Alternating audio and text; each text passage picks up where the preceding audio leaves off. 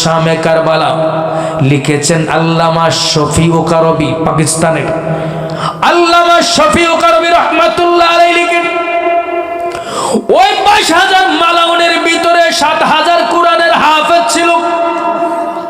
নাউজুবিল্লাহ কয় হাজার? 7,000 কোরআনের হাফেজ ইয়াজিদের দলে ছিল।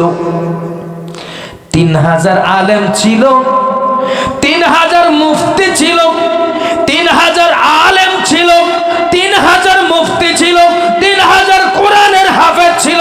বুঝা গেল সবটার জন্মে ভেজাল আছে। আস্তে কোন কালকে ডরাননি মিয়া? বোঝা গেল 7,000 কোরআনের হাফেজ ইয়াজিদের বাহিনীতে ছিল, 3,000 আলেম ছিল, 3,000 মুফতি ছিল। ওরা আলেম হতে পারে মূলত জালেম। যারা ইয়াজিদের পক্ষে এখনো সাফাই গায়, এখনো ইয়াজিদকে রহমতুল্লাহ আলাই বলে, ওরাই হলো ইয়াজিদের সন্তান, কুলাঙ্গার মার্কা সন্তান। ঠিক না? ইয়াজিদের দোসর, কারণ এদের ভিতরে নবীর আহলে বায়াতের মায়া নাই। ইয়াজিদের জন্য মায়া কান্না দেখায়। বোঝা গেল ও ইয়াজিদের বাবা। বোঝা যায় কি ইয়াজিদের কি লাগে? বাবা।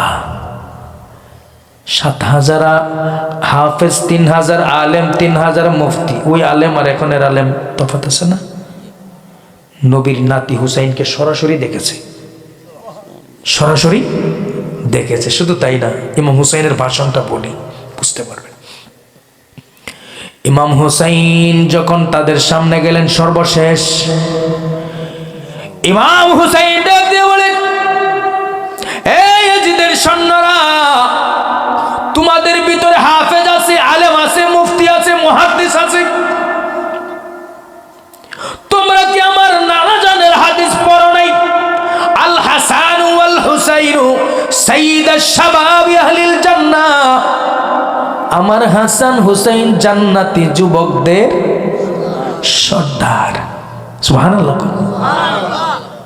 আমি যদি জান্নাতের সর্দার হয়ে যাই, তোমরা কত নাম্বার মুসলমান?